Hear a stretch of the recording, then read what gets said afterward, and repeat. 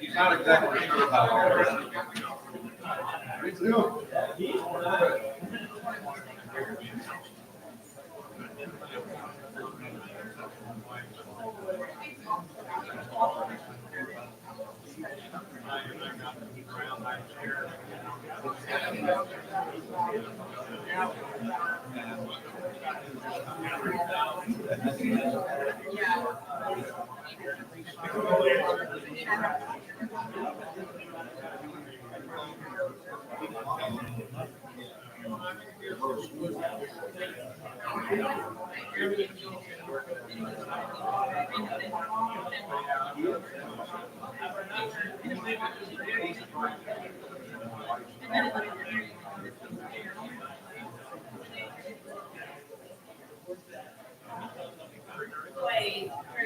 What are we here tonight, Ben?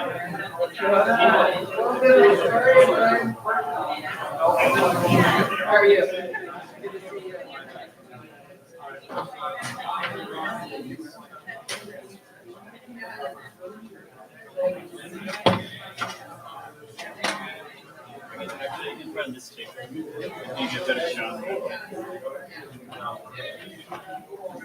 They got back to sound? No, I would actually cover this table.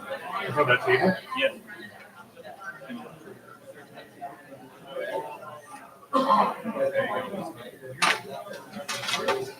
Yeah, that'd be for the shot.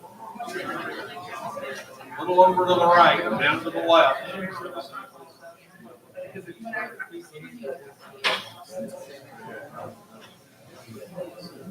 Check, check, check. How's that sound? Hey, we're going to get started here in just a minute. Just so you guys know, the restrooms are out here. It's a new venue, so I want you guys know what's going on. Out this door, there is a bar and restaurant. There is a lady, I believe her name was Allison. She wears a red shirt. If you want to order food, she'll bring it right to your table. Otherwise, you can start a tab out there.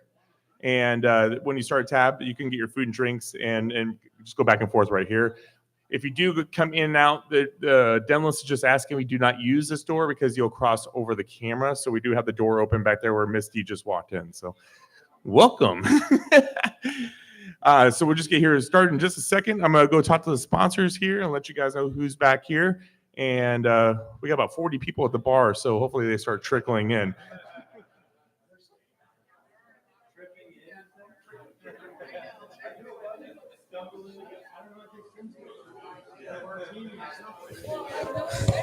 There we go. I'll start. Austin, can you guys hear me out there? Is it breaking up? Okay, so we have some sponsors here in the back. You might need to come up here because I don't think reception's good. But with the sponsors, definitely come talk to them. We can't do what we do without the sponsors. Our first sponsor I want to talk to over here is Austin Compton. As I punch him in the stomach. He's with Orange Property Management. A couple things. We're going to make sure you talk about the books also for the giveaways tonight. But if you don't know about Orange Property Management, they're actually our first sponsor that ever signed up with the Omaha area. So we appreciate that. They provide some amazing discounts, which Austin will get over. But if you're looking for property management with Airbnbs or traditional rentals, this is the guy to talk to. So Austin, can you tell us a little bit about your company?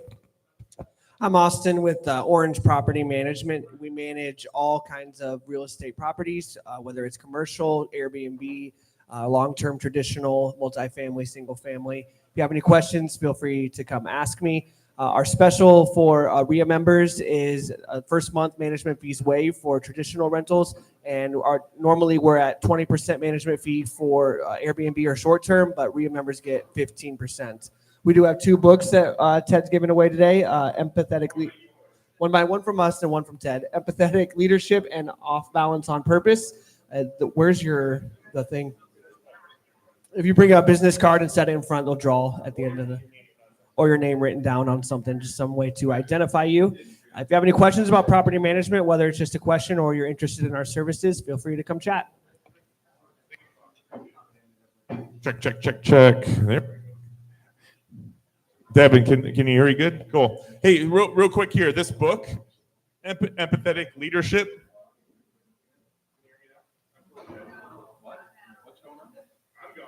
I can't hear my. There we are.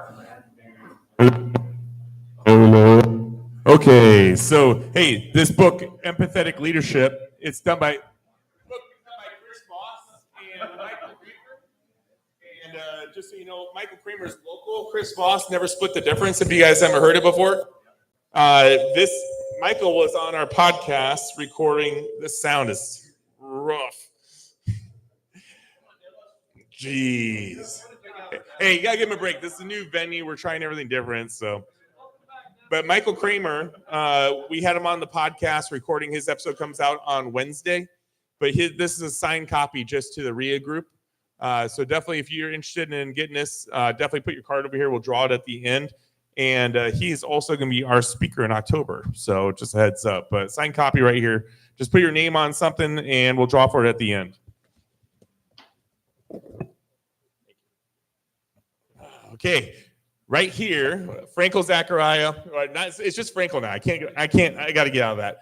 But Frankel, I've been working with you guys now for, I think I've gone through 4 people that we've worked with that are all still in the organization, but they've been promoted and going through different realms. But it was Jerry Schlickburn and Chris Pomelu that really kind of pushed Frankel. They like, I remember Chris talking. He's like, as soon as I switched over to Frankel, we literally saved over $1 million in tax benefits, and I think that's when everybody's eyes kind of brightened up. But I've been with you guys now since I've been working with you before that I took over the RIA. So I think I started working with you guys in 2019.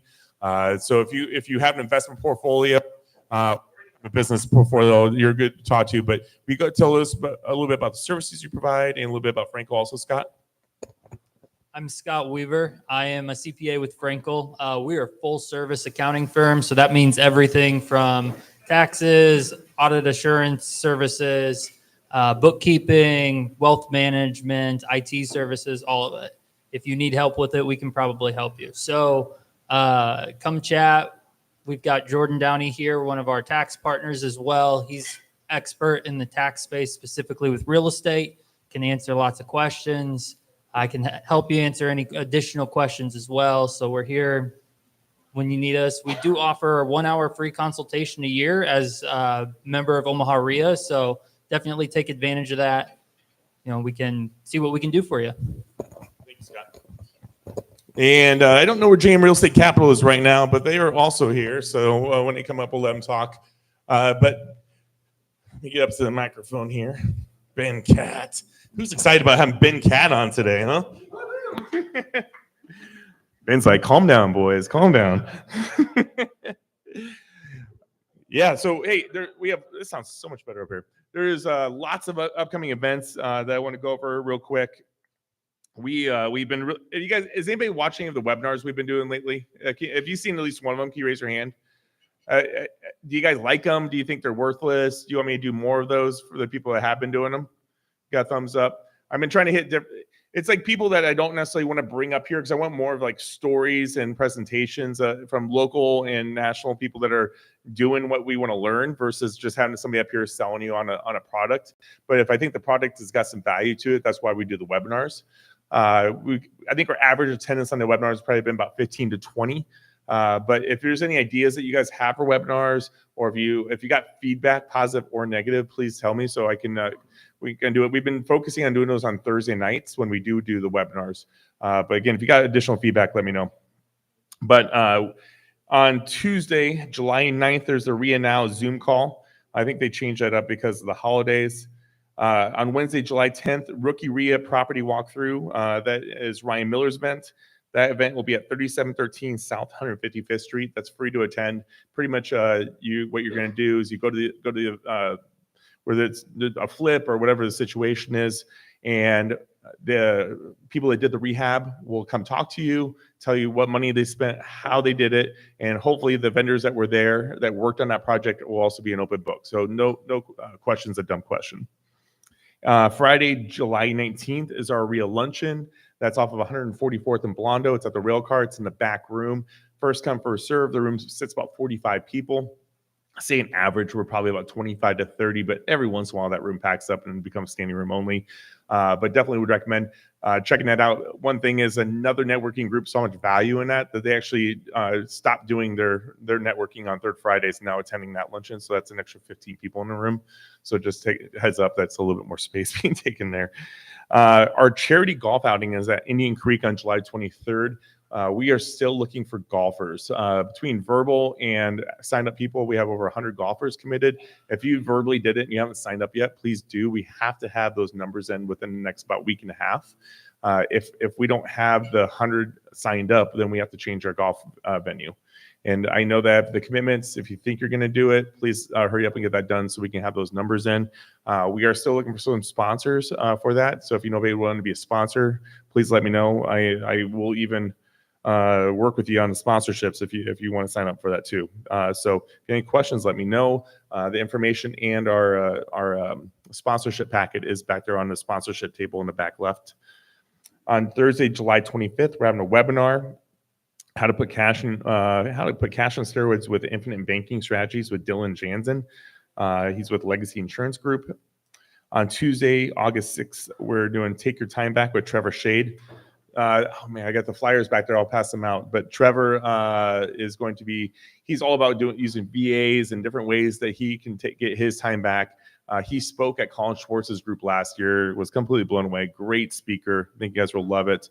We've also had him on the RIA Radio podcast.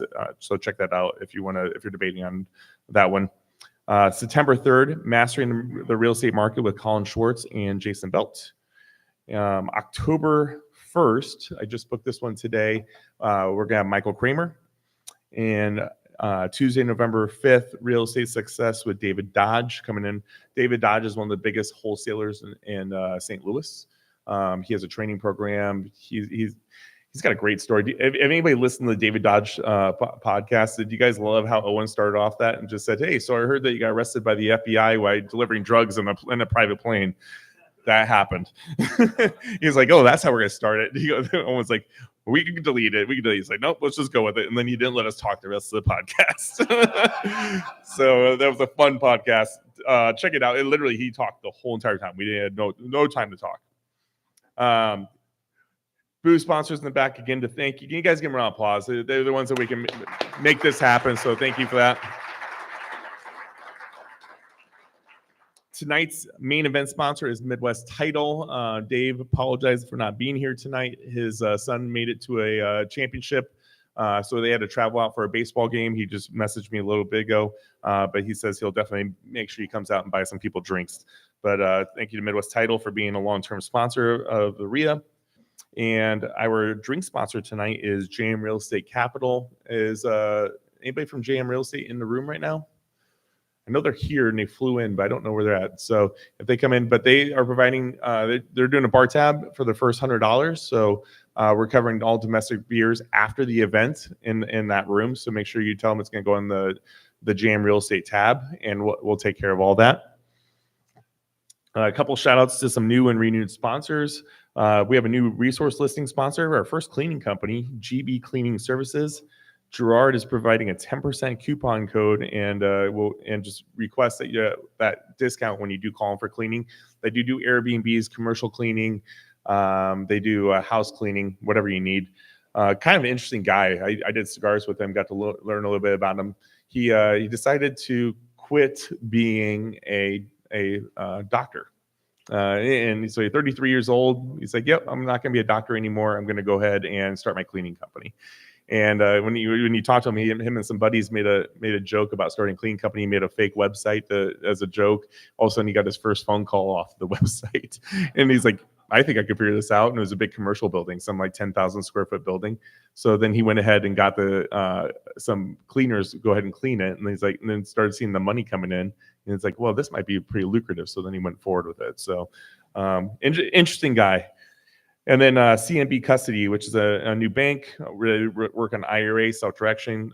Kelly Griffith, it's out of Kansas City. They're going to be here in October to come talk to the group. And then also their discount is the setup fees. If you do an IRA with them, will be no charge. So yeah, and then again, the books are in the back. So at the end of it, just put your card back there, or I'll try to pass something. If you see me, hand me a card, and I'll grab it and put it back there if you guys don't want to. Normally, we have a little station for you guys to speak at. So tonight, if you have questions after Ben's done speaking, please raise your hand. I will rush around as fast as I can. I'm kind of a big guy, so bear with me. And my daughter says she's big. She's always like grabbing my belly and shaking around. I don't know. Funny story, Denless making fun of my pink shirt tonight. And I was like, my daughter got this for me for Father's Day. And then I was like, and then I put Skylar on FaceTime. And I go, so Denless, what about my shirt? And he's like, I love that shirt. Where'd you get it? And she's like, and then she goes, I just thought it was really good on you because it made you look like a pink piggy.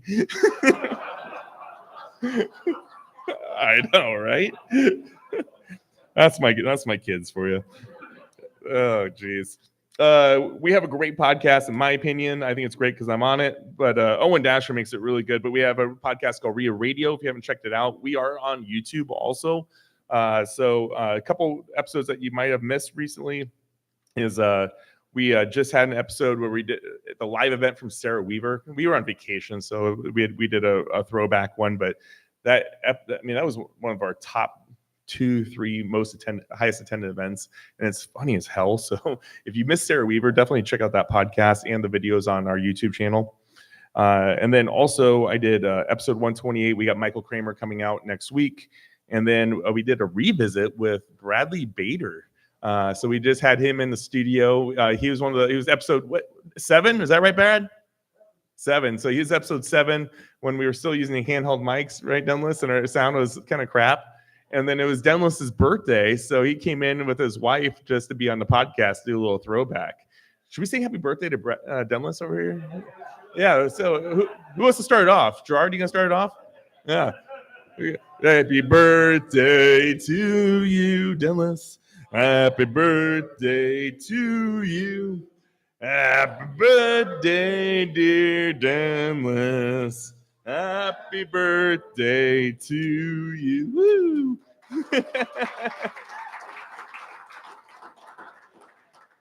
He loves it. You love it. But yeah, if you haven't checked out, please do. And then like, subscribe, give us a review. It really helps us try to get that content out further. I know I just say that, but you guys don't pay for the content. It's free to you. So if you like and subscribe, it's like your way of saying thank you to us. So we appreciate that. Tonight, though, if you guys don't know Ben Katt, you're going to learn tonight. Right, Ben? Like, to get him to speak, you're not a guy that gets in front of everybody a lot, but he was actually it's in my presentation here, so I'll tell you in a minute. But Ben is probably one of the most rounded people you ever meet in your life, and when I talk about Ben, they're like, I don't even talk about it. I'm like, God, he's always got the backwards blue hat and wears gym shorts and flip flops. That guy. I'm like, he does some shit. Trust me. But I asked Ben in our continuance, based on the survey that we did on our Facebook group, you guys said you want to see more local speakers, so that's where our focus is. So that's why we've been focusing mainly on that for the rest of this year. So at the end, please give me your feedback on what you think and what you'd like to see more. My ears are open. I'm always listening to see what you guys want. Also, I just want to thank you guys for transitioning from downtown to here. The air conditioning was out down there, and I didn't know how hot it was going to be. It went out on us last month, and it was rough. And I went to I spent a whole entire day just checking out venues, and the first 3 venues, all the air conditionings were out in the conference centers. No joke. And I even went to the window where we were at one time, and I went there and like, the air conditioner is still broke from when you were here 2 years ago. I'm like, God. And we are going to tomorrow. I have a meeting. We're going to double check the venue that on 108th and Dodge. It's Aloft, just to see if it works for us too. I love this place. It's really nice, but the size wise, if we had a full room, I think it would be a little tight in here. I knew that this would work since it was a holiday week. But we are going to check out one other venue. I will make an announcement by the end of the week if we're going to go to that spot. They don't have food though, so if we did do that place, I talked to Grayson Table, and they said they do a food truck outside. They do have a full bar, so just to prospect it. I'm going to take your guys' feedback when I make the final decision if we're going to do there or downtown. So thank you for your patience on everything. It means a lot to me, but it's not easy finding a venue and then switching it and then letting the guys figure out the sound in the last minute. So thank you guys for that too. But tonight. So first off, good evening, everyone, and welcome to our Omaha RIA monthly meetup. If you're wondering why we're in the heart of downtown, moved from the heart of downtown to the vibrant streets of Midtown here, 70 seconds Midtown, it's simply because we're following the real estate motto, location, location, relocation. Tonight, we are excited to introduce a speaker who is familiar with Omaha's geography as with the real estate opportunities. Ben Katt has been a cornerstone of our community for over 8 years, never missing a chance to contribute, whether he meet downtown or midtown or anywhere in between. Ben's investment spans the wide range of asset classes, from a steady rise of multifamily units to adventurous world of RV parks and everything in between. His humble approach and deep knowledge make his insights invaluable, and his episode on RIA Radio, episode 81, is still one of the most talked about sessions that we've ever had. Actually, put it out there as my favorite episode, so definitely check it out. It's one of the most rounded episodes you'll find. Though Ben is a master of diversifying his portfolio, he is the last person to boast about it. If you chat with him tonight, you might discover that he is quietly excelled in probably your niche, and he's probably passionate about it, and he'll probably even give you a tip or two to share, without ever needing to flex his real estate muscles that he's doing everything else. Literally, somebody will talk to Ben, and he'll like, oh yeah, I do short-term rentals, but he won't tell you that he does this, and this, because that's not the type of guy he is. So as we settle into our new temporary spot here in Midtown Omaha, let's give a warm welcome to a truly grounded investor who helps us all aim higher, Mr. Ben Katt.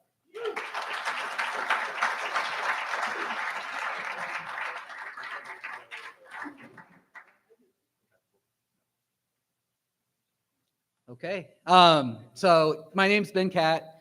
I know quite a few of you. So I thought I'll kind of tell my story, my quick story, and then kind of what I've transitioned to the last really 2 years now that rates and insurance and prices, everything's gone up, kind of how we've adapted. The common theme being me and my team are always looking for smoking deals and looking where the value is.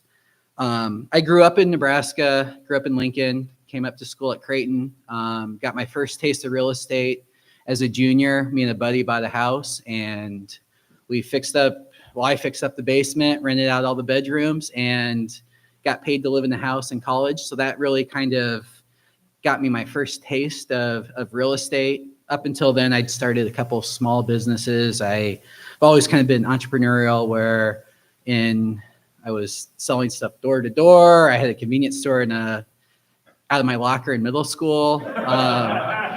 Bought and sold golf balls. Had an eBay business. In college, I did a jet ski rental business, which was by far the best summer job. We got paid to hang out at the lake, and either jet skis were rented and we were making good money, or we're hanging out at the lake in the sun. And it was awesome experience. And I did fireworks tents as well.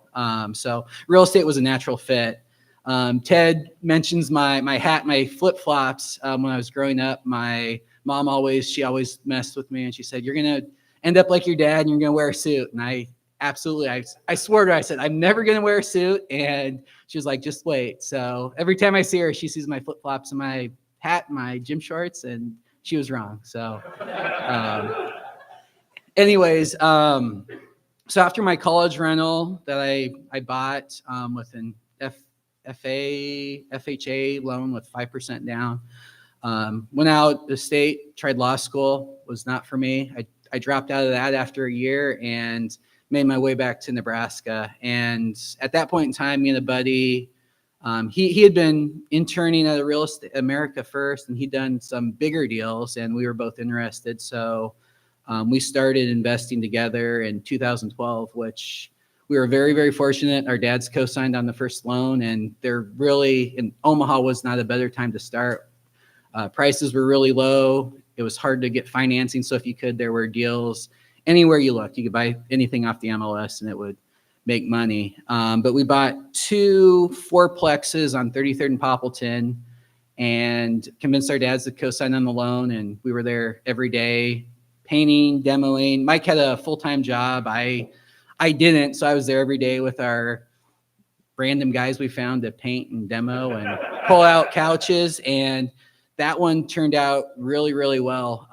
We took rents from where they were and we tripled them. And it was a very quick learning experience for me on how much value that creates. And from that, we were able to refinance and move on to the next deal.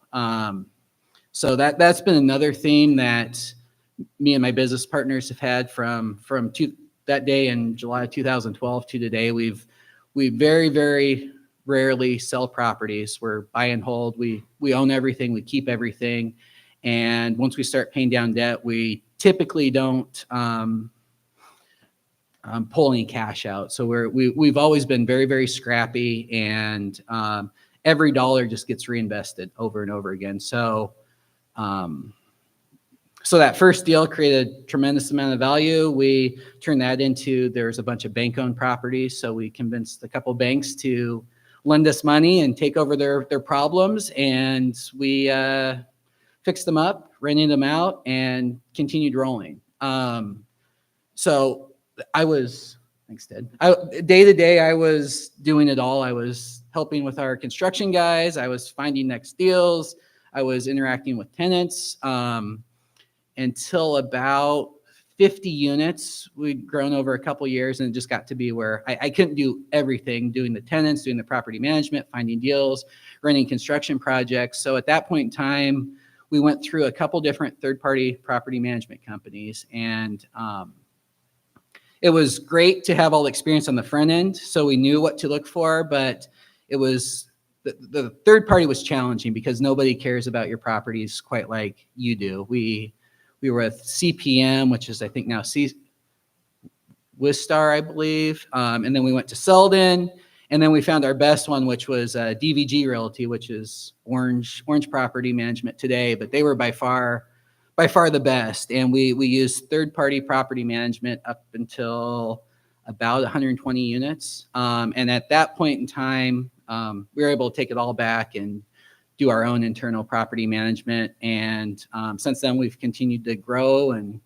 roll from one project to the next. We've kind of rolled the equity onto the next project and the next project. And that's kind of where we are today. That's how we grew. We were always creating value, paying down debt. We've created some lines of credit by paying down debt. And then now we can typically buy things in cash, fix them up, and then put debt financing on the back end. The portfolio that we've done is primarily single family houses and apartments. Primarily, we've gotten into a little bit of commercial, and we've done some land development. And the biggest thing, wherever there's a property somebody doesn't want, that's kind of where we found our niche. So originally it was just me and Mike Peter were partners. And then there was this young guy, Max Honecker, which I'm sure some of you guys know, but he put a couple deals together for us. We liked him. So we bought some properties with Max. And then me and Max found this frat house that was for sale. It hadn't been occupied for a while. And Mike's the more conservative of all three of us. He was like, I want nothing to do with the frat house. So Max was like, yeah, I think we can do that. So me and Max bought that one, and that was our first project together. And we cleaned it up, and we bought like a 20,000. Well, there's a carriage house and the main house, and it's probably total 16,000 to 20,000 square feet. We bought it for $180,000. We cleaned it up and put, I don't know, $60,000 or $70,000 into it. Very, very scrappy, and leased it out. And that was me and Max's start. And then that one created value, and that rolled and rolled and rolled. So right now I've got, me and Mike have a handful of properties, and then me and Max have grown a more sizable portfolio. But that was one random property we bought that was nobody else wanted. It had been listed. It was on the market forever, and nobody else knew what quite to do with 20,000 square feet of a big mansion that was worn out with holes in the walls. And we turned it in and turned that into a college rental. And that got us onto focusing on the 34th and Davenport area, where we do a lot of college rentals now. We have larger houses that we rent out to groups of students that look at that per bedroom. So we're able to get higher market values than a family would pay for a house. So that was an interesting one. We bought, there was a school and a church, abandoned church that was for sale in South Omaha that was, again, so cheap. It's like, well, we got to be able to make something work with this. And so we bought a property like that. And then the last 5 years, we've done a couple, I guess the first one was in Plattsmouth. There was this building for sale. It was being sold as a hotel. There were commercial units on the first floor, which I think a couple were occupied, a couple were vacant, but they were selling it as a hotel based on hotel metrics for a hotel in Plattsmouth, where it's not a thriving hot spot where you want to go spend much time. And they were like advertising 10% occupancy or something. And we were like, well, we were curious, and we thought we'd go look at the commercial spaces, and if it came with a hotel, great. And we walked these units, and we were just scratching our heads, and we were like, why don't they just rent this out as apartments long term? They were separately metered. They all had mini or full kitchens in them, and we couldn't figure out why nobody else was running them as apartments. And it was listed, and they were huge. I mean, 600 to 1,000 square foot units. And we're like, well, let's try it. So we bought that one in December. We put them up for rent in January, and which apartments move very slow in the winter when it's 0 degrees and snow on the ground. And there are 20 some units, and they all filled up in January. We're like, oh, we're onto something. So at that point in time, then that got us down to Plattsmouth, and we bought some single family houses in Plattsmouth, and was a great market until prices went up. But then that led us to a couple other hotels that we've purchased that we converted to hotel units. And what we really liked about those was your cost per unit. We're very scrappy, and we care about, I mean, the lower we're in, the cheaper the rents, and then the more demand there is for the market. They lease up easier, everything. So then there was, I think the second hotel was just down the street on 70th and Haskell, and they were selling it again as a hotel, and it had mini kitchens and 1 and 2 bedroom units. And we bought that and converted that to apartments and had great luck. And then there was another one in Papillion that were a little bit smaller. They were like 350 square foot units, but still had mini kitchens in them. And we made them big kitchens. And our cost per unit we were getting into those was, I don't know, $20,000 or $25,000 a door. And then we'd go in and be able to put $5,000 to $10,000 in repairs. And then we're in them all in for $30,000, $35,000. And we were getting $800 rents, which makes sense all day long. So that was the next tranche that we bought that got we grew some units.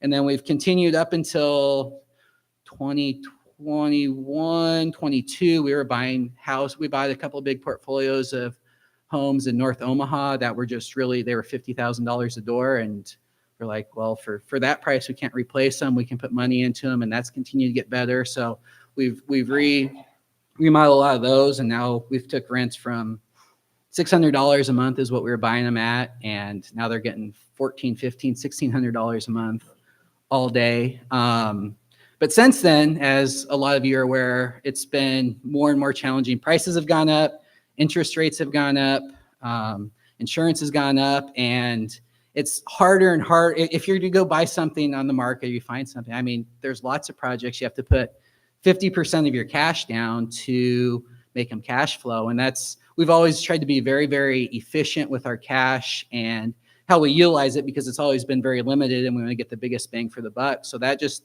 hasn't made sense. And what we've done the last 2 years is, and really this last year, we really started to focus on it, was short-term and midterm rentals. We played around with it. I think like 5 or 6 years ago, I was still living in, as we rehabbed units, I kind of followed the units. I was homeless. I was always joked, I was always unemployed and homeless, and all my stuff fit in the back of my pickup truck. So I'd move from one unit, and then when it got fixed up, I'd move down to the next one and move down to the next one and just kind of move my belongings with me. And maybe it was 7 or 8 years ago, I heard about Airbnb, and I was like, well, I should try that for a summer. So posted that one, and it tripled rents over the summer. I was like, oh, there's something to this. But at the same time, I was running it, doing laundry, cleaning it, and it got to be way, way too much for me. So I quickly got over it, but had a couple partners who were really interested in it. We'd done onesie twosie. We bought some single family houses, a conversion that did pretty well. And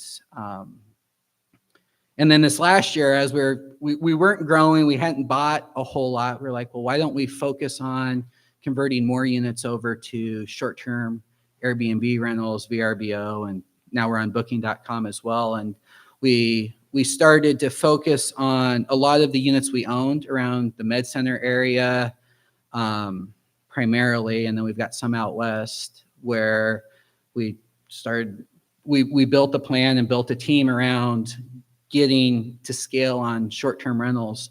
And most people have big fancy houses with pools and hot tubs and that are cool places to live. And we found our normal 3-bedroom with nothing fancy. It did okay, but it wasn't worth the effort. But what we found is that 1s and 2 bedrooms, if you can keep your costs down, they're always full. There's high demand, and they double to triple rents. So that's really been our focus the last year, is building a team to manage units that we basically rent from ourselves. We furnish them, and then it's short and midterm rentals for nurses and traveling construction crews and everything else. And that's really been one way we've killed it and been able to increase our revenues. The last 12 months, we've really grown, and we're up to about 90 short-term rentals. And our goal is by the end of the year, we want to be at about 100 to 120 units is what we've focused on. So the last, I guess that's been our last year, has been converting units. And we've bought a couple complexes where we were able to make sense of complexes because we put in our pro formas based on short-term rental revenue. So it's allowed us to buy a couple things. It's allowed us to buy some new construction out west as well, where the only way you can make sense is by getting double to triple market rents. And we're finally getting to the point where we're starting to optimize and get a pretty good system in place. So that's been the last year. And then a couple other random things that are kind of tied to short-term rentals. We've done some RVs along the river where we've got some tiny homes and some spaces like that. And then one other area we have done is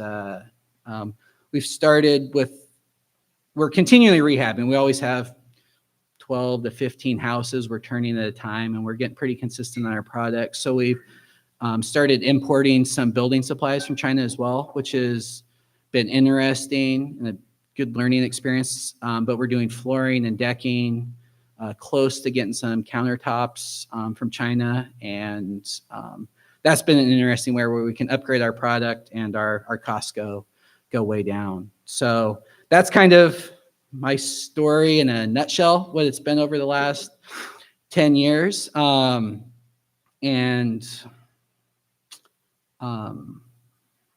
guess that's kind of it. So if there's anything, I mean, there's been a lot of random stuff in between wherever we can kind of find value. We've kind of got a bunch of niches that we like and we enjoy. And what has been very helpful, the way we've been able to grow is our team is phenomenal. I mean, Max runs our management company. Amazing. I've been very, very lucky to connect with, I go chase an idea and then I go find somebody like, oh, this is really cool. You should go do it. And then like, so my brother's running he's part of the short-term rentals and there's a couple other people and our team's a whole lot of fun. So I don't know if there's any specific questions or details that people would like to hear about, but that's kind of my story today. Can you tell us about some challenges that you've overcome? Some of all the different asset classes that you probably run across something that you've done and you're like, oh, maybe I shouldn't have done that. Yeah, one of the unfun things. I guess there's been a couple, but typically the more you deal with the city, it's never fun. Permits are never fun. Me and Mike bought relatively early on. We bought a 14-plex, and Mike was all about the funny money, and he'd done big projects with government funny money, but we decided to do TIF on this 14-plex on 43rd and Davenport, and it all made sense, and we were going to get extra money, and we were going to go rehab it quick, and we get into it, and then the city's like, well, I can't remember. It was a 6-plex, a 2-plex, and a 6-plex, but they were all brick, built out of concrete, and as we started to pull permits, we were ready to start, and then they circled it, and they're like, well, you guys have to sprinkle this thing. We're like, we got to sprinkle a concrete building and because they counted as a 14 and they didn't count as a 6 and a 2 and a 6 or whatever. So it quickly got out of hand. We're core drilling through all these floors to get sprinklers in the 14 units. And that project took the longest of any project I had done up until that point. Cause usually we just go knock it out and be quick and easy. And for the extra, I don't know, we got $200,000 or $300,000 in TIF. It probably cost us an extra $600,000 to get the project done. So there's that one. And then I've got one other new construction TIF project it's some row homes down on 7th and Center. And again, TIF sounded attractive, but once you go through all the hoops and it takes much longer. And that's the thing that I'm never quite, I know my way. And then when you have to go to somebody else's rules and you march through all the steps, it becomes challenging and expensive, and time becomes the biggest issue because every extra month it takes is dollars out of your pocket and frustrations and everything else. So now, would you use TIF money for new builds? Yes, because you're going through the exact same process. Exactly. So it makes sense. I mean, Dahlman Rose was a new construction, but there are some things we had to do differently with that. So if I don't have to interact with the city, I'm much happier. Short answer. Okay, so you successfully diversified your portfolio across multiple asset classes. What's your approach to assessing potential new asset types? It's really looking at what people don't want. I mean, wherever it seems like there's always, our goal was when we started was put our money in, create value, refinance it, and pull all that cash and go down to the next deal. And that's really, really hard to do today just because prices are so much higher than they were. But looking at things that had been listed for quite a long time, and it's like, well, why hadn't they sold? And throwing low prices. And then we'd buy stuff and then get creative with the projects after the fact. There was one project that was in a very, very rough area of North Omaha that had been up for auction. Somebody got it. They decided they weren't going to close. It was up again. And it was it was on, what was that, 48th and Boyd. So right by that North Star Boys Clinic or whatever. And prices kept coming down. We're like, okay, we'll put an offer in, and we bought it. And then the day after we bought, like I just did some searches and stuff, and there'd been like a drive-by. There were continual drive-by shootings, but 6 months before, somebody had died in the front. And like, as we're walking through, there are 2 rectangle buildings, and there was one entrance and one exit. And then there were thugs that hung out on the front stoops that are, you can tell they're carrying. And it was a very, it was a smoking deal. It was awesome. We bought them for, it was like 18,000 a door or something. And then like a week before closing, they had a fire and 3 or 4 units burnt. So then we got even a further discount, and we bought it. And then after the fact, it's like, man, this is rough and scary. But out of that, we got a phenomenal property manager who is absolutely fearless. Ashley is unbelievable, and she still works with us today. And we ended up, we were going to rehab that whole project, but we were just, we were at such a low price point, we were able to get it sold and convince some people in the area it's better to lower density in the area. So North Star was interested in that property, just getting it leveled. So that was a random one. Nobody else wanted. We bought it. We were starting to get to the rehab point. We had moved half the build, all the good people that were not super scary. We moved to one building. Everybody else we kicked out. And when we were getting ready to rehab the first of the 2 buildings, we found a buyer and we sold it, and we made some money and we moved on. So what's your thoughts on the market today in the Omaha area? And out of all the asset classes that you're investing in, which one are you the most excited about? Like, if you could pick one thing to buy right now, what is it? It depends on price. I mean, everything's location matters. We bought a 24-plex that was just down the street from the med center this last year, and we paid market price. We our plan going in was we're going to convert them all to short-term rentals and be close to the med center. So it made sense all day at $1,800 a month rents. Not when we bought it, they were like $700 rent. So location matters. I think the easiest way is trying to get a premium for rent, and that could be like college rentals would work around. If you're around the Creighton area, you can get big premium rents, above market rents. If you can get a big house on 34th and Davenport, you're golden. You'll get $4,000 a month for a 6, 7, 8 bedroom house. So you could make some market price. Nothing really comes up for sale there now. So anything around the med center that you can do short-term rentals does really, really well. Or if you can get your costs really, really low. So we're a small minority partner on a project that was a 55 plus community where they'd moved people out, the pipes had broke, and it needs to be completely rebuilt. But anyway, anytime you can get a per unit, we look at per unit cost, and if you're well under $50,000 a unit, it starts to make sense. So it's a pricing thing. We'll go look at anything, but it's all on price.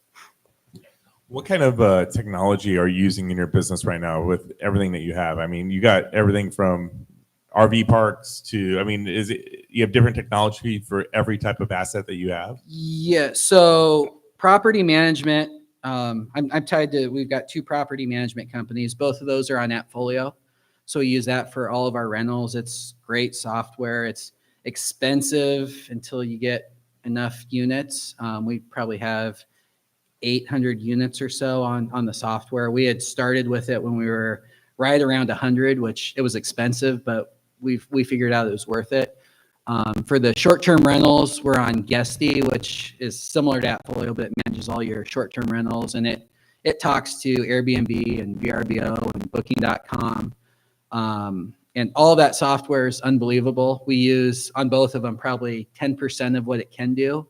And that's been, besides turning to short-term rentals this last year, we've really been trying to optimize and forcing the technology to work for us and learning the technology, because it can do a whole lot, and you can do a whole lot with a few people if you have it set up right. Anybody got questions? I got a whole bunch, so. So Foley. Who do you use for like asset manager, or was that somebody, when did that person come onto your team as you continue to grow? That's really me and Max. I mean, I guess we pay attention. I'd gone through this last year and just looked at assets. We've got a lot of, it is, as you continue to grow, it's easier and easier. There's more and more fat on everything. And for a long time, we were growing so fast that there were lots of, I mean, we had this last 2 years, I've really been focused on pushing rents. But when I first started, we had a house, single family house it was a 2-bedroom, so it wasn't huge, but we'd had the same tenant in there for 7 years at $625 a month. It's like, come on, guys. And then just unreal. And it's like, well, unless you stop and you look and you start paying attention to things, you don't get it. We weren't charging late. We had late fees in our leases, but were we actually implementing the late fees or admin fees or holding people accountable? So we grew really fast and we got really sloppy. And I think that's one thing when you're starting. I mean, we were able to follow every last dollar, and it just gets harder and harder to do, especially as your team grows, as you get larger, to track every dollar. And that's been with the last 2 years just slowing down, it's been great to step back and like start to optimize and actually have procedures and know what we should be looking for, and reaching out to tenants when they go month to month and actually charging month to month fees, and all of that stuff adds significantly to your bottom line. And so we're getting better, but we're nowhere near perfect yet on asset management. So as you're doing that, do you feel like you stepping back and taking that over, is that going to hinder your growth moving forward? I think it's a pause, and I think we'll get to with the procedures we're putting in. The team is starting to look and pay attention to those things. So we have a really, really strong team. We've got several property managers, and it's really just paying attention to the details. And that's something I'm horrible with. I'm ready to go to the next deal and move on, and like, okay, it's good enough. Let's continue on. And stepping back has been it's been much more, there's a lot more profit in our business by doing that. And I think once we get it set up, it'll be, it should get better, but yeah, I think once we get the procedures in place, it should be easier to track that, and it'll give us, we're plateaued right now, but I think we'll be able to jump again once we're ready and there's opportunities in the market.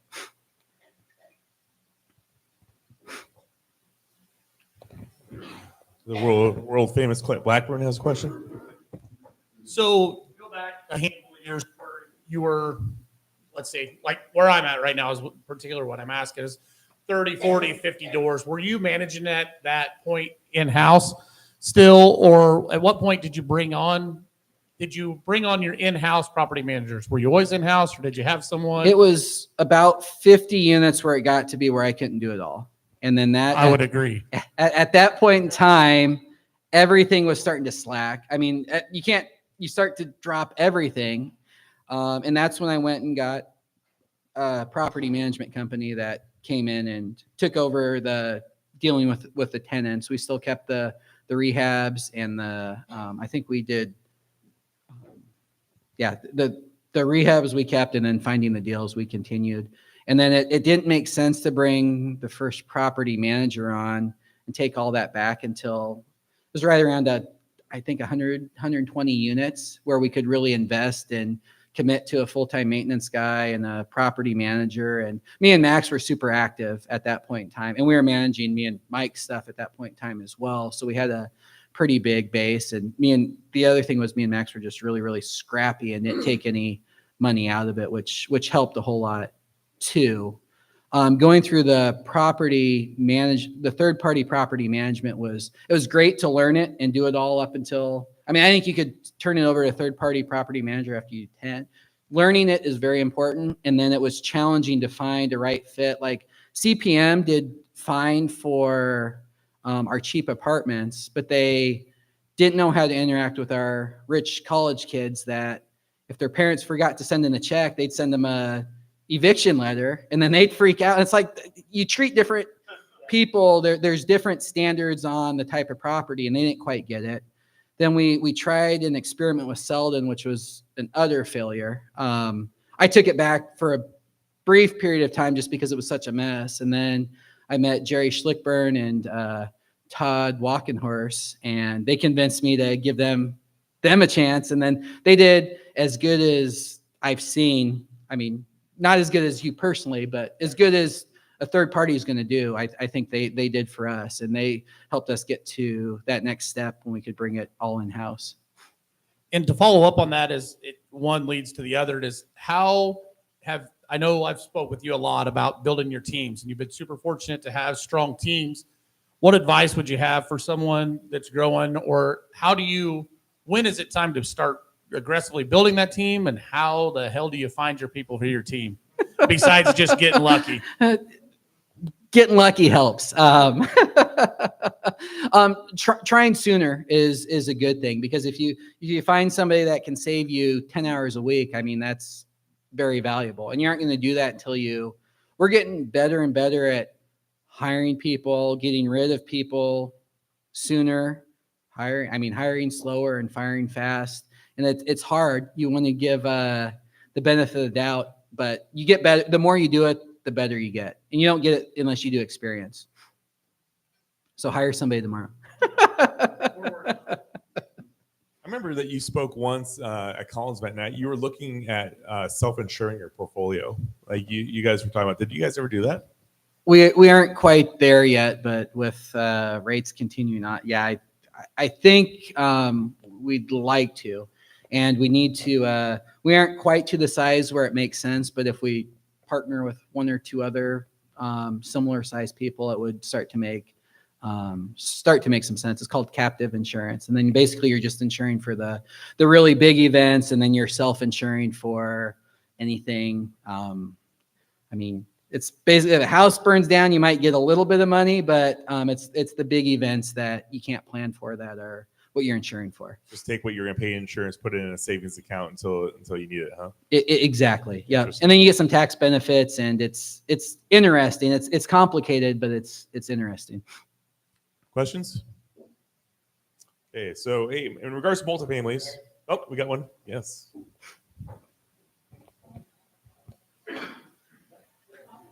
Hello? Hello? On. Hi. Oh, okay, cool. Okay. You had said that you like to own everything and keep everything. Have you ever partnered, or are you open to partnering with someone who prefers to keep or own it, but open to partnership? We've done a handful of partnerships. I mean, the newest building that we're a part of is we're a minority partner with Colin Schwartz. He found a great deal, and we're helping on the construction side and keeping the project moving forward. We've partnered on land deals, development deals. So not opposed to it. Partnerships can be challenged. I've had some great partnerships and some. It depends on who you work with. Exactly. It can be a very good thing. It can be a very, very challenging thing that makes you want to pull out all your hair. And I think I'm almost done with my really bad partnerships. And overall, I've been very, very lucky and fortunate because I have phenomenal partners. So Cool. Love that. And then my only other question was the system that you use that talks to all the .coms. What was that called? Guesty for the Guesty. short-term rentals. Perfect. Yes. Thank you. Do you have any short-term rentals? Not yet. Not yet. Short-term rentals that would be a great place if you're looking to start. I mean, we've made that company work by renting from ourselves. So I think like we would be really receptive if there are other short-term rental people that wanted to rent apartments from us and go furnish a unit and rent as a short-term rental. We're really open to it because those units get treated a whole lot better than a normal tenant because they're getting cleaned every week. And our metric on our short-term rentals is we'll rent from ourselves at market rates. I mean, we pay for our utilities and the cleaners and marketing fees and all of that stuff. And we want to net $500 a month in profit per unit is kind of our metric. And pretty much everything we're doing is hitting that or better. So there's a strong demand for smaller, affordable units in Omaha that we haven't hit that demand yet. So You answered my question with the short-term rentals. What, first of all, what do you do that differentiates yourself? Are they all mostly like nurses and they don't need any of the extras? We are pretty amenity light. I mean, we're definitely hitting the cheaper end of the market. And we can do that because, I mean, we own the units. And so our costs, I think, are probably lower than normal. And we've owned stuff for quite a while as well. But there's if you can get a furnished rental for $1,500 a month, if you can get down to that price point, I mean, there's unlimited demand. And it's not just nurses. I mean, now we've got a lot of hail companies in town. There's around the med center. I mean, there's families that are getting treatment and they just want to be close. I mean, your competition is the hotels, and like the cheapest hotels, I mean, a dirty Super 8 just down the street's over $100 a night. So it's in that, if you average that out over a month, that's $3,000 a month. So it's pretty easy to hit that point. And there's, I mean, we are really good at furnishing units and turning units, and we've done it a whole lot. So we can go furnish a unit for $3,000 or thereabouts. And there's definitely an opportunity for the cheapest product. We were having some challenges. We weren't making enough money on like a 3-bedroom, 1 or 2 bath in Morton Meadows with no amenities. That's challenging. Just because there's a lot of people out there, and if you aren't differentiated, I mean, you have to get when rents are probably $1,600, $1,700, $1,800 a month. It's hard to make enough of a markup. You make a markup, but it's not worth the effort. Where on the 1 bedrooms that we can rent from ourselves for $700 or $800 a month, I mean, there's a lot more demand for hitting the $1,500 price point than the $2,000 price point or the $2,500 price point. So I think with Airbnb, what I've seen is it's either you have to go all out and have a phenomenal opportunity with a pool and multiple bedrooms where you can get hundreds and hundreds of dollars a night, or be at the very cheap end. Yeah, and that's what we've experienced. We have a 3-1 and a 4-2, and they're not differentiated. So I'm getting, I'm making $500 a month, but for that big of a home, there's a lot of competition at that, and there's a lot more demand for the cheaper end or the high end is what we found. So are they mostly apartments, or do you have? We have apartments. Conversions kill it. We've done really, really well we have a couple conversions. And then like the extended stay we bought just down the street, we turned all those apartments, and now we're turning those back. We've probably got 20 units over there more that are all short-term rentals now. And like the 24-plex we've now turned 6. We have maybe 16 of them. 16 of the 24 are all short-term rentals, and those are 600 or 700 square feet. Yeah. And did you say you're self-managing those? Yes, we are. Let's talk. For sure. Questions? Okay, Ben, in regards to multifamilies, what do you find most challenging investing in multifamily properties compared to other asset classes? What's the most challenging and rewarding versus other asset classes? The larger it gets, the easier it is, but there's a lot of competition for the big ones. So it's probably a pricing issue. I mean, the easy ones to manage and turn in the best locations, they're still expensive, and you have to put a lot of, if you have unlimited cash, I mean, it's easy. Just go buy lots of apartments and you'll be fine. But to go buy stuff today, I think you have to put 40% or more down in cash to make it cash flow and break even. So that's the challenge on multifamily today. Dennis said I had to stand up so I can be on camera. So here you go, buddy. What roles, or do you guys use VAs in your company? Have you used those for assistance, or you're just got the great team so you didn't need them? We're getting there now. We've interviewed. We talked to Brad on the short-term rentals. We've talked to a couple other companies, so that will be happening here very, very soon.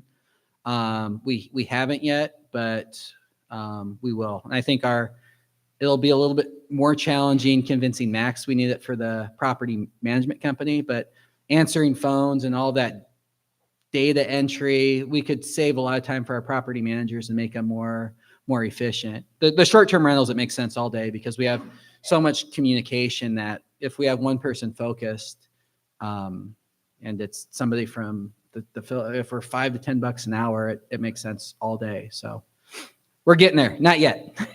Soon, the next couple weeks. Seeing that the camera is already here, I'll just stand here and ask the question. Do you have any plans on doing like investment in venues? So like for weddings and for RIAs and all these different things. Yes, we've looked at it.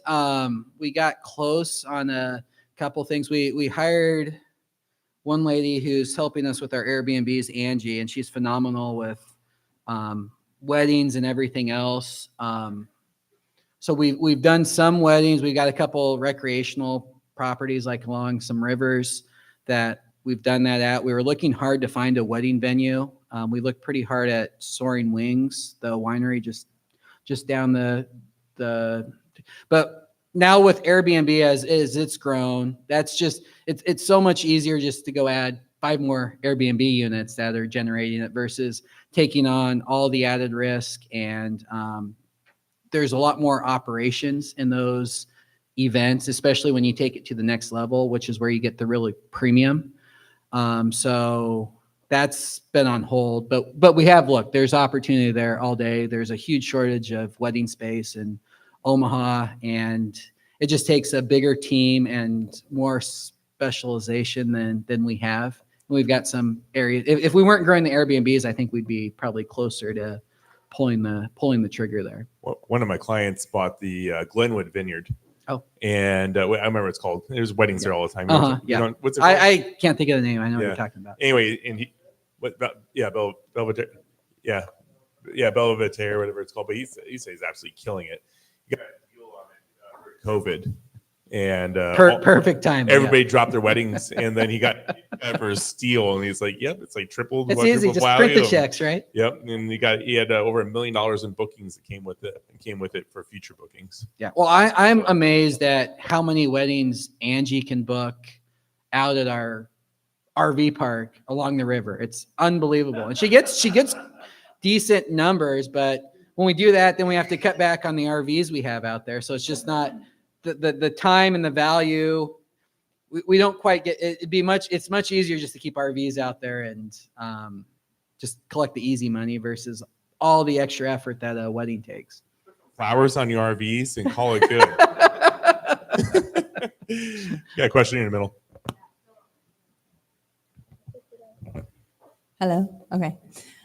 So how do you market your larger houses that you said multiple like groups will come in and rent the bedrooms? Because I have a 7-bedroom Airbnb and I've never found that like Furnish Finder or anything like that works for that because you got to get 7 bedrooms rented at the same time. So how do you find those groups? So our larger houses are all college rentals. And so we don't have any large houses for Airbnb. We're primarily, the biggest, we've got some 4-bedroom stuff along the river, but that's the biggest we have. The college rentals kill it for.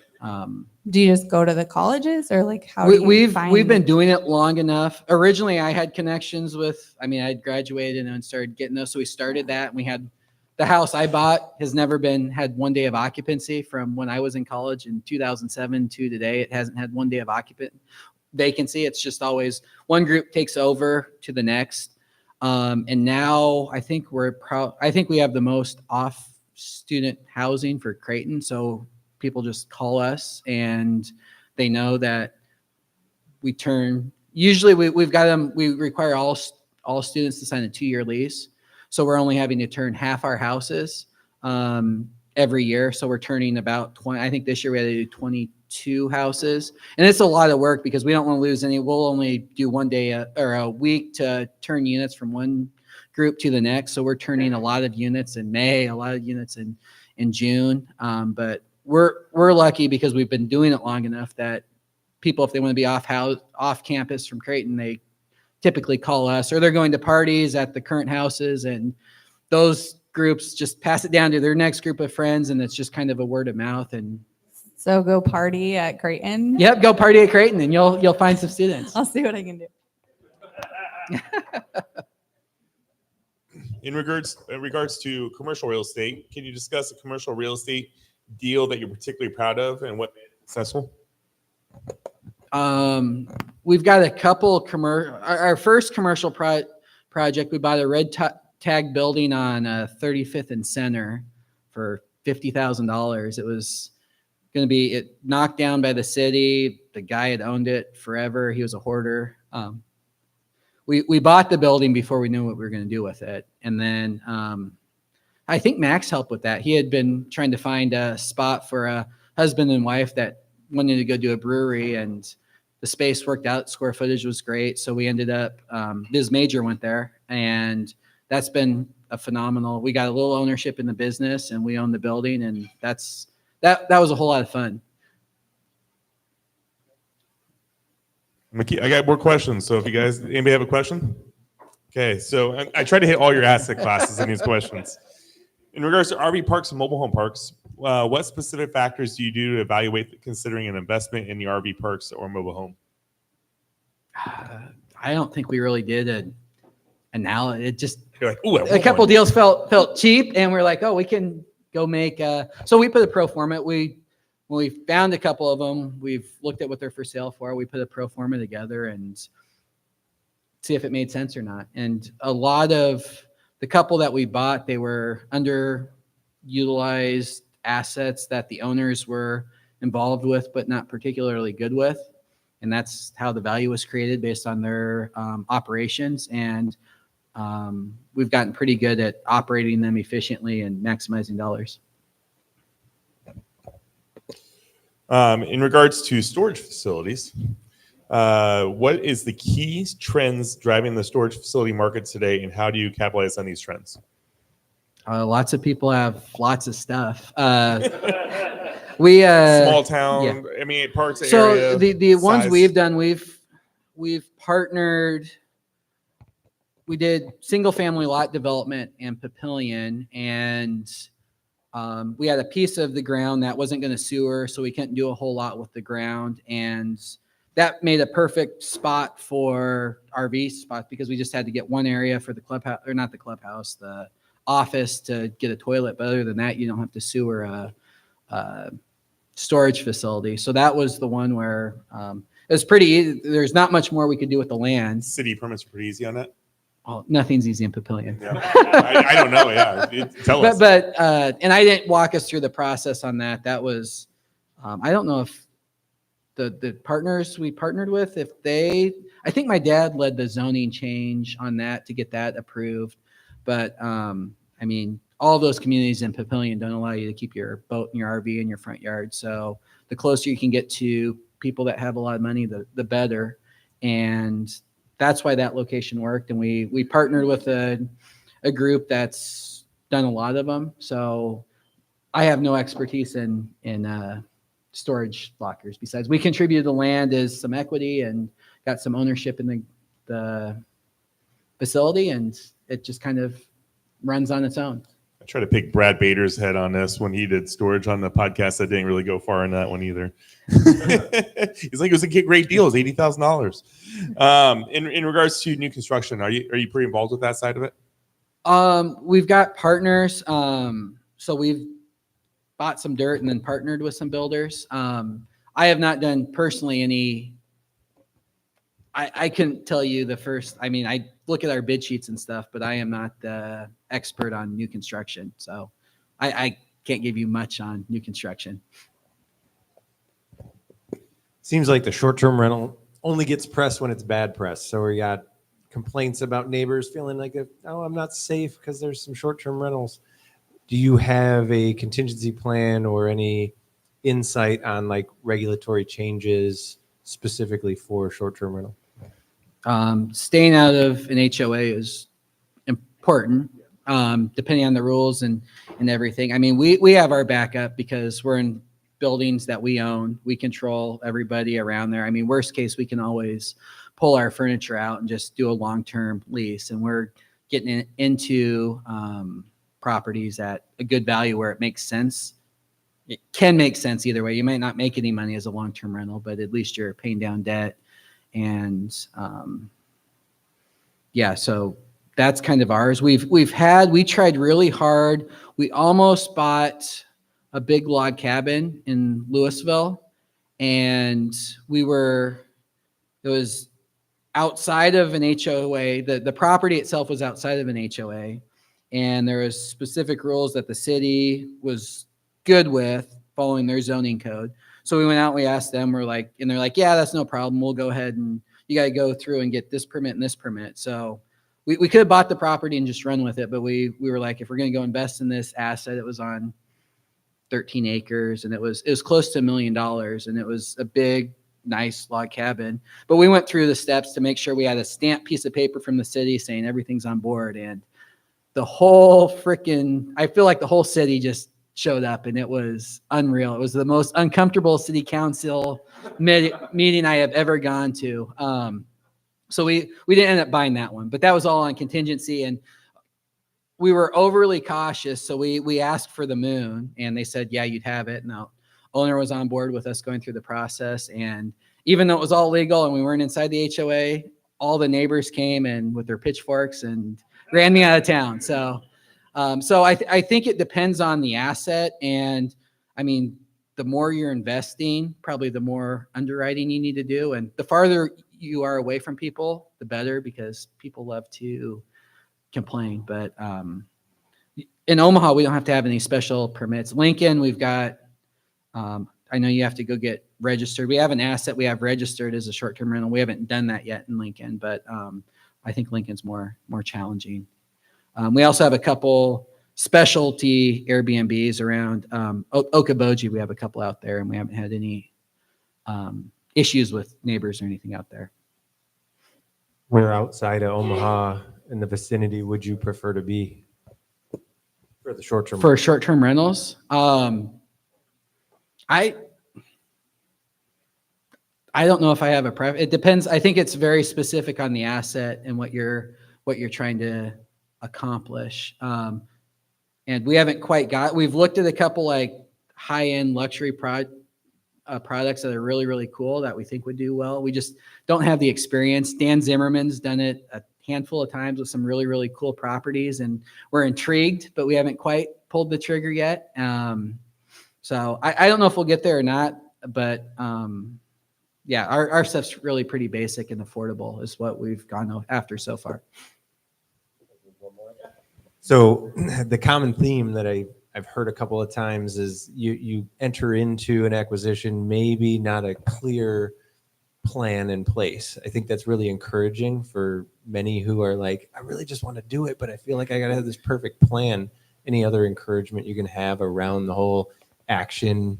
Jump in. Even if you go buy something today off the MLS and it's expensive, you'll learn so much more than what you can potentially lose. I mean, if you can afford to subsidize something yourself, and you aren't relying on every last dollar to where you don't lose it. I mean, real estate's very, very forgiving the longer you hold it.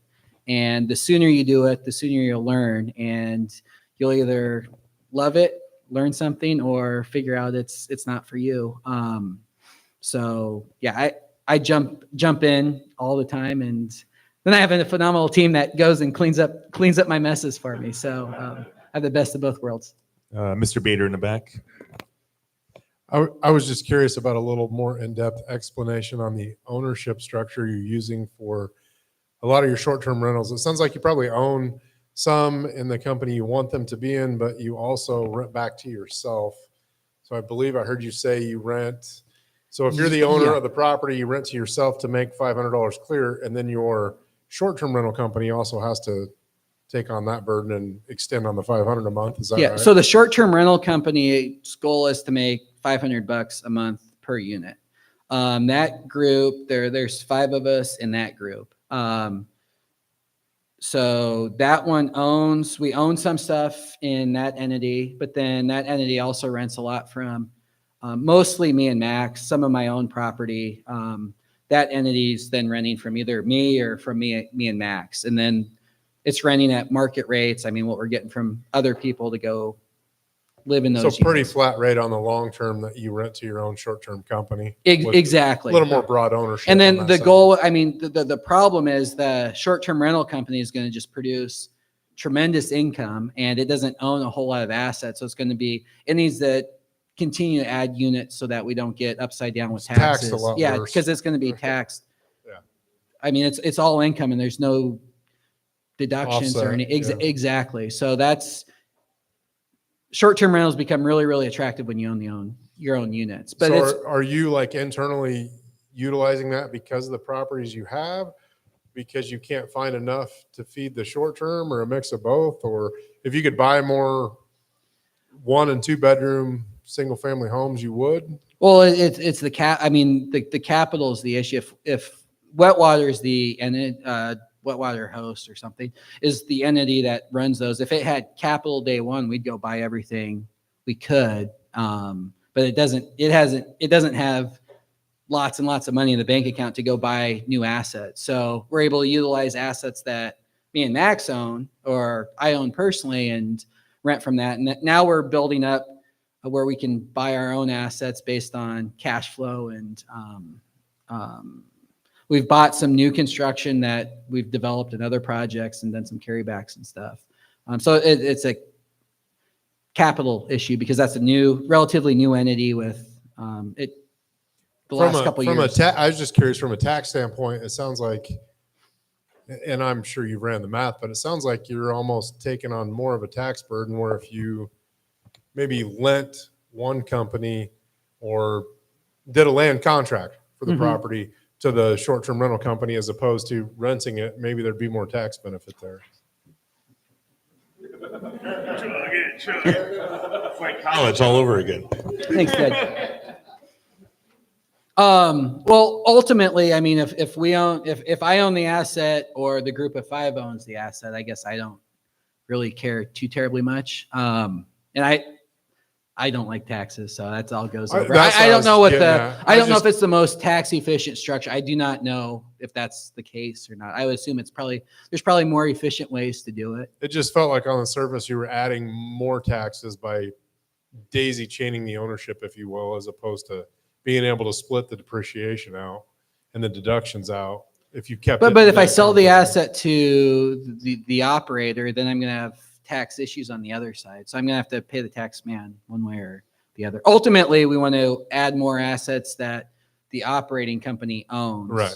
Well, the subgroup, I mean, we have the operator, and then we have the group that owns the asset. So we've got stuff separated, and then insurance both ways. And there's likely a more efficient tax structure potentially. So I don't like to think about that. It makes my mind hurt. I'm sure you're doing it pretty well. Just curious. Just curious your thoughts. Thanks, man. Yeah. Man, I know you got people probably don't know this, but you dabble a little bit into the restaurant and bar industry. Can you tell us what restaurants and bars you own and what your involvement is with them? So that's been a big learning lesson. So we started with Viz Major, which was the brewery that went into the building we bought. We had this small ownership, and Tom and Lindsay are phenomenal operators. The husband brews, Lindsay runs the front of the store, and they do a phenomenal job. And they made it look very, very easy, but they were also there every day. And after a year or two, we're like, oh, this is really good. Let's go do another one. And they're like, no, we're doing fine. We're very happy. We're making more money than we ever dreamed, and we're good. And we're like, oh, well, this is so good. We should go expand. So we started a Site One Brewing, and then that rolled into a bar, and we got a restaurant. And we have learned, we still have a Bull Moose and Sunnyside on Center. So we have a bar and a restaurant on Center Street. We have since sold Site One. And then we had a couple things out in Elkhorn too. And the assumption was everything runs like Viz Major, but what we didn't realize is you can't hire people to create that experience. It's people who are committed and showing up every day. And Especially we started during COVID, and we kept telling ourselves, oh, it's COVID, we'll get through it and everything. And we just could not build the culture through employees. We needed somebody who was passionate, lived and breathed and focused on it every single day. So we've learned a lot. We've had a couple lessons on the restaurant and bar business, and we still have a couple that do well. They pay for themselves, and that's about all we could ask. So we aren't very good operators of restaurants and bars. But it's good for filling those commercial spots up, right? Yeah, for sure. It filled up the commercial spots, but I'd much rather just own the commercial real estate and rent to another bar because. So I Ruben have has a question. Very inspiring your story. I love the fact that you were scrappy and built up to this point. I really admire that. I just want to say that. And then you talk a lot about the past and the present, and you kind of extended until 2024. Your plan with increasing the amount of short rentals. Mm-hmm. But I want to take the opportunity to put you on the spot and hear what 2025 and maybe 2026, like what is the future and, what has gone through your head? That's interesting. I mean, we definitely want to add a few more Airbnb rentals. And I think that'll probably grow more because we've got really good teams and systems and everything. And I mean, if there's any great deals, we'll scoop those up. So that naturally will pick some stuff up. But recently I read a book, Die with Zero, and it was interesting. And it's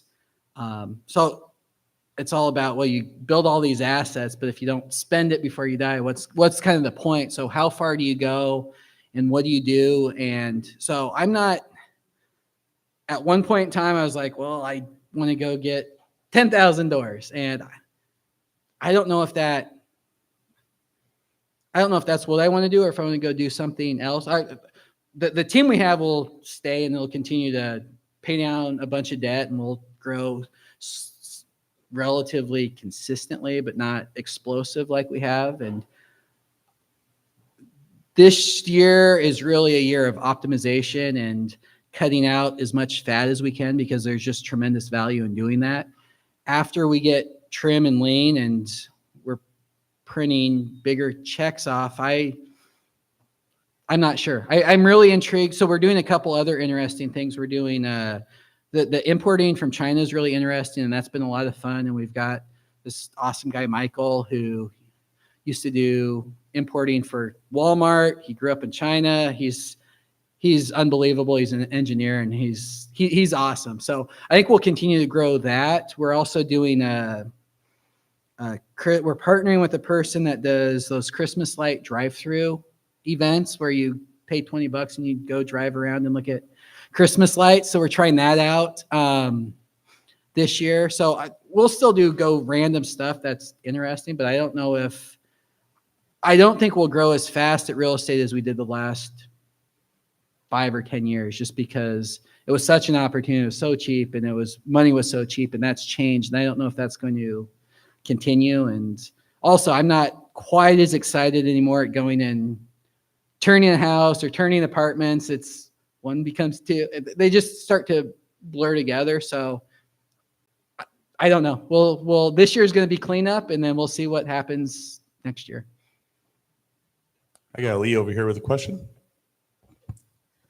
I'm curious as to what you think the future holds for realtors with a new .com popping up every other week that essentially provides the information. What do you think the future holds for real estate agents, and what do you think the value is in working with one? I'm very biased with agents because I'm so used to the process. Max is a broker, so I mean, we represent ourselves on anything we buy, and we keep the commission. The real estate transaction, since I've done a lot of them, is very simple, and I think agents are overly compensated in general. I mean, 6% plus a $700 office fee and everything else. I feel like in general, that's going to come down. I think that's going to continue to get better and better. And there's some phenomenal agents, and they're definitely worth the value they are. But there's so many bad agents that I think it's going to continue to separate, where the great agents are going to get bigger and bigger and bigger. And like Ted. I was like, I'm one of the bad ones. There you go. No, I just put my hand up to see if anybody had questions while you're talking. No, Ted's a great agent. So I don't use them. I've never really used them. I write my own contract, and like you get these contracts from agents that are like 10 pages long. I feel like they make it overly complicated. Our standard offer, our contract we give is a page and a half. That's really simple, and that's all we need. But we take all the risk. We want to get the best price, and we don't do inspections and all that stuff. And for most people, they do one transaction every 5 or 10 years. So it's much. There's a need for agents. There's some really good ones, and there's some really bad ones, and I think it'll continue to get more competitive for sure. Cool. Any other questions? Speak now or forever hold your peace. It's the time. Okay. Awesome. Ben, thank you so much. Hey, thanks, Ted. Thanks for coming out, man.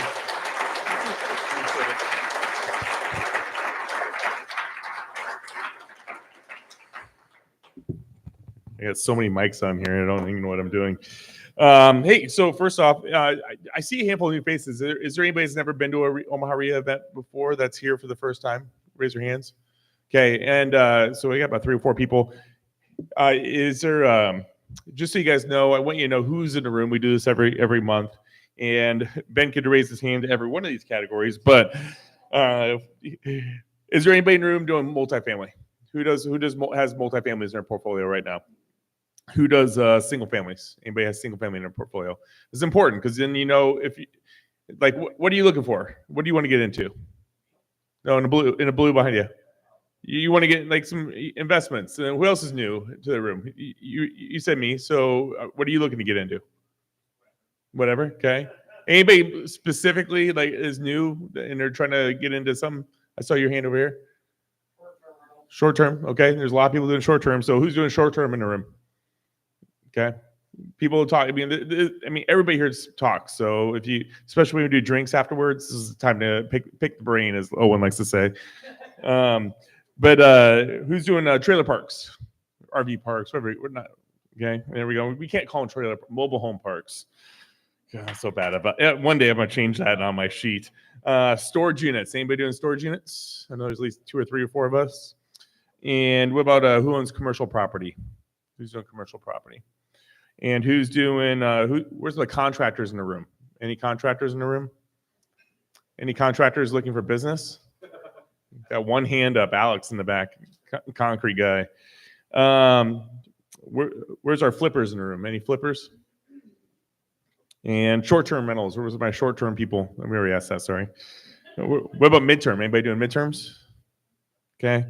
Where's any real estate syndications in the house? A couple of them. And what about hard money lenders? Any hard money lenders in here? I see a couple. Yeah. And what about anybody doing crowdfunding? Yeah, there we go. Land developers? Any land developers? So yeah, I told you Ben could just raise his hand to every one of these. Property managers? Anybody doing property management? Austin, we know you're doing property management back there, buddy. You got the sign in front of you. And what about any note investing? Anybody doing note investing? How about coaches? Any real estate coaches in the room offering their services? Nobody sees this, Brad. Nobody sees that. And any realtors in the room that specialize in investment real estate? I think that's a big, really important thing. Cool. Did I miss any asset classes? I'm trying to get really good about hitting them all. Okay. Conversions. Yeah. What about? Yeah. Who loves conversion properties? Who has a conversion property? I got one of those. Anybody doing group homes, sober living homes, group homes? Yeah, that's something I don't have in here. So take note of that. Get to know the people. If you want to get to know somebody in that asset class, get talking to those people. I'm selling off some of the stuff I have in my portfolio because I want to get more into storage units. If I get to find one in a small town, that's fine. I just want to learn it, and that's what I want to get into. So I'm going to talk to the people I know that are doing storage units. We're going to do a book giveaway here at the end. JM Real Estate Capital also has some books they're giving away. What do you guys have back there?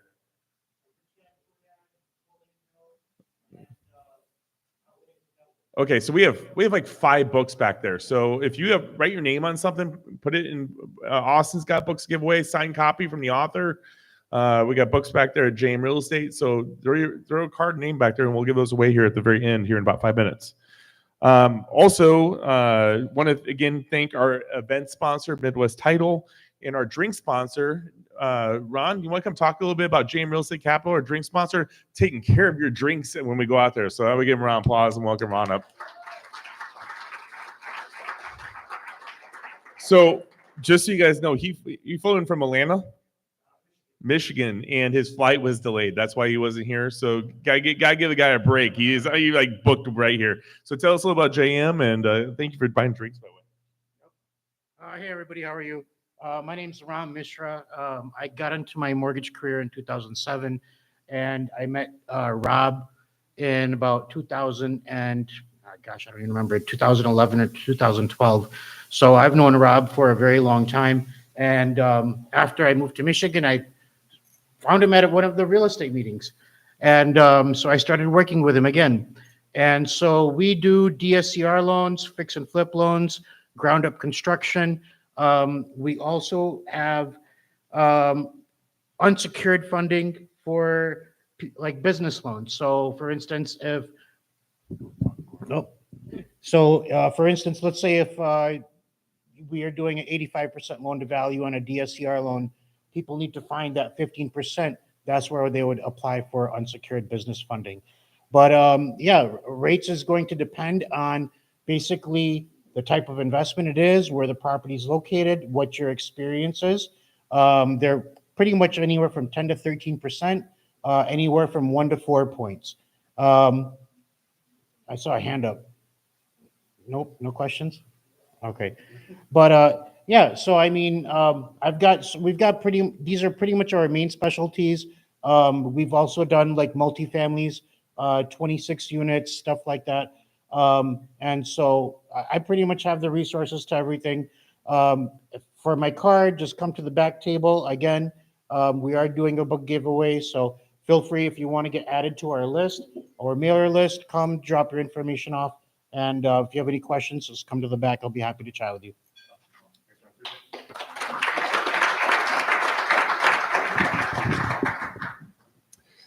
Okay, and then before we conclude tonight, if you guys have any business you want to discuss, either a property for sale, something you're looking for in your business, or you just want to give a shout out to somebody, a member that's done something for you, it is an open mic. We don't normally have a little mic set up, so I either can come to you or you can come up here, which Dennis would prefer for videography reasons. But does anybody want to jump on the mic? Yeah, do you want me to come to you or you want to come up here? Okay.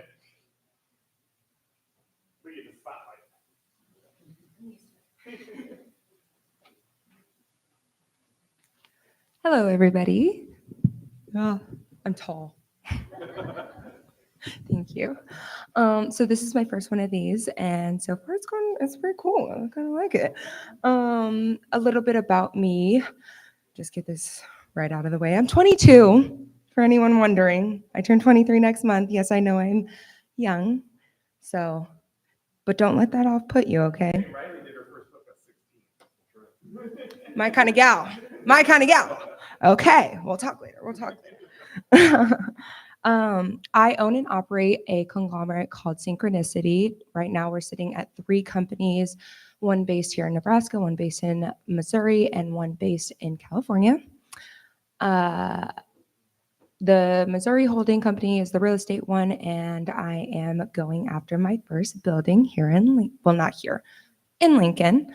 If any of you ever went to Mars Bar or got the chance to check out Gravity when it was open, that building. the stage I'm at now is conceptualizing while seeking a, what did I write down? My dream investor would be all cash because I don't do debt. I have no debt. I don't like debt. It freaks me out. It's a scary concept to me. It's just like, oh yeah, here's money. If you don't pay it back, bankruptcy. And I'm like, can I just not? Is there a no option? But what I'm seeking an investor to partner with me for is the building and what I'm going to do with it. So the basement and the top 2 levels need a complete gut and refurbish. I'm talking like not even livable right now. They claim somebody lived in there for a couple of years. I don't believe them. What I'm going to do is I'm going to put my offices in the basement. I have a foundation. It's called Resurrection of Rehabilitation. We reach out to prisons and local therapists and psychology centers, and we help coordinate getting more psychologists and therapists within the prison systems to help our government make good on the promise of rehabilitation. Thank you. Thank you. The places I make money. Let's get to that part. So the building. Bottom floor is going to be front end a dispensary called ABC Medical Marijuana Dispensary. Stands for Always Better Care. The back end, restaurant. I know. Restaurant. Hotels, the 2 scariest industries to be in right now.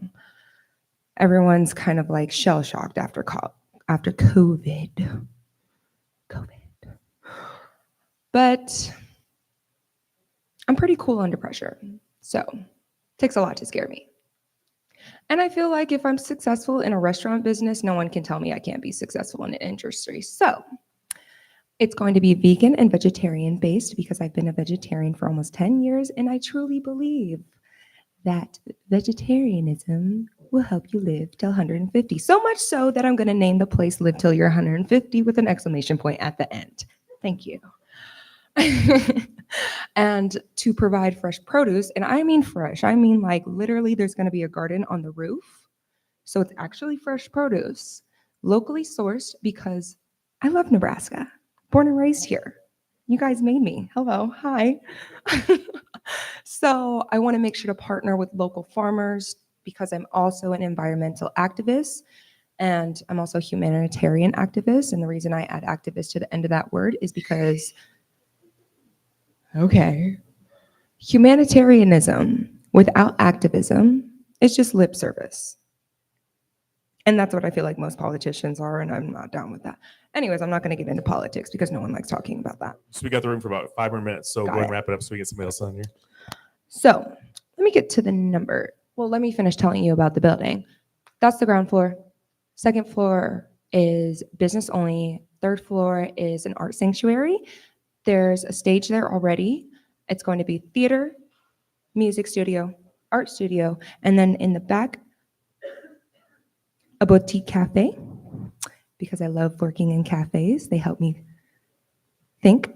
And then the fourth floor is condos. So I know you said a bunch of things. I didn't hear you say who's in condos. Is anybody in condos?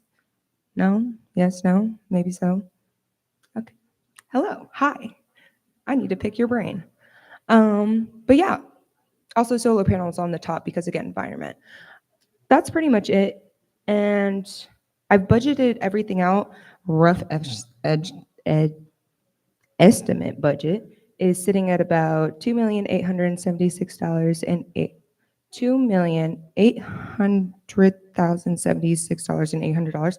Basically, I know how construction works and how things drag out and how everything increases. So if you just want to round that up to 3 million, that's what it is.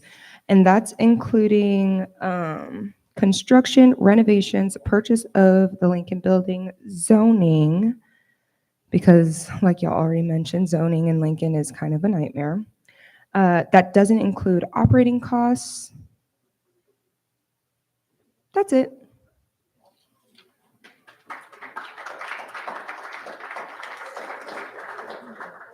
Okay, and then I have we're gonna pass this around table to table. If you want to put your name and card in there for the book drawing.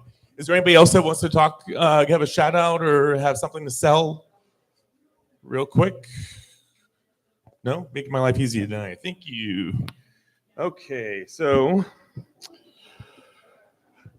please take care of the staff tonight. We really appreciate it. Just so you know, the bar is right through here. There was only a couple cards in the box.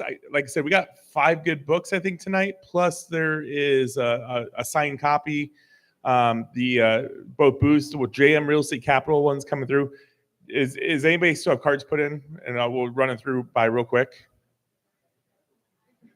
We just never had this many books, so I want to make sure everybody has a chance to get one. So I mean, gonna be just handing them out in Gerard, like books. It's gonna be going nuts. Your face is so funny right now. Oh, you don't want a book? Okay, so here I'm gonna take this and we'll get you guys out of here. Okay, let's get these drawings. Okay, I'm gonna grab that from you. Hey, last minute, anybody want to put a name in here before I pull?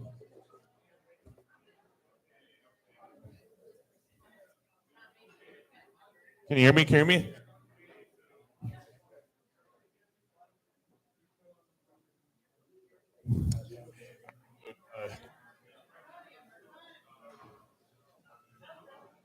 You want to draw later on yours and then hang them out? Okay. Okay. So what we so far away? What book do you want to give? Okay. Outwitting the Devil is gonna be the first book here.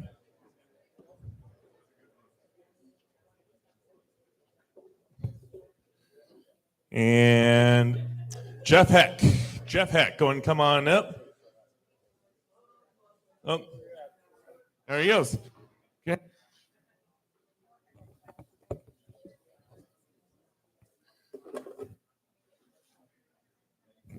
Okay, this isn't good. Well, just let pick.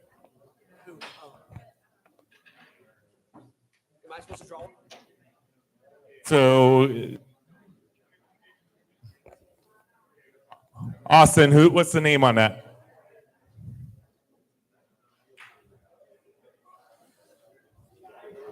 Guy Williams. Haven't you won every single month that you've been here? Oh, yeah, that's what I thought. So which book do you want over here? Empathetic Leadership or Off Balance on Purpose? Empathetic Leadership, okay. JM, which book are we giving away next? Think and Grow Rich. Which name you want to pull out there?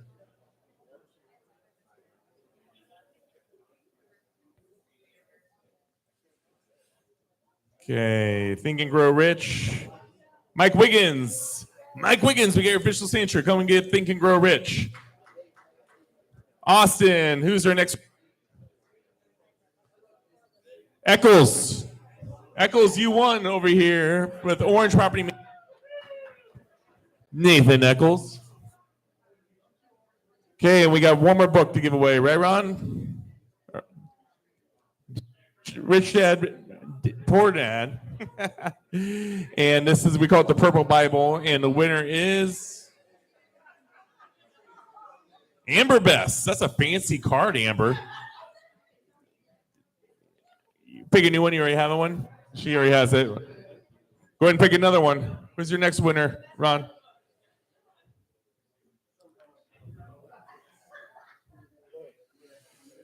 Lloyd, do you have it? You have it? Think and Grow Rich yet?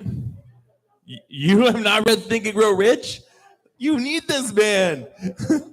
There you go. Thank you, guys. Thank you for the books too. And actually, Austin Orange Property Management donated, I think, probably 15 books. So we had tons of books to give away over the next year. So thank you, guys. Hey, one thing we ask with the books is if you enjoyed it. Now, if it's a signed copy, you're probably not going to let go of it. I get that. But if you enjoy it, read it, put your card or write your name in it, bring it back, and we'll give it away again. And then definitely give you the credit for doing that. So thank you so much. Again, if you could, it means a lot to us. If you could give us a 5-star rating on Google for RIA or RIA Radio Podcast, we appreciate it. all of our upcoming events are over there in the corner, right behind the Frankel sign. And so everything that we have coming up is there, plus sponsorship for our upcoming golf outing that Marty McGuire, Blackstone Insurance, and I put together this year.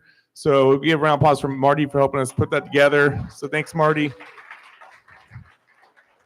And if you're interested in sponsoring or have more information, reach out to us. We're here to help you. And again, all the I didn't put flyers on everybody's tables, but I have to print them out every time. So if you want a flyer to an upcoming event, please grab them. That way I don't have to pack up.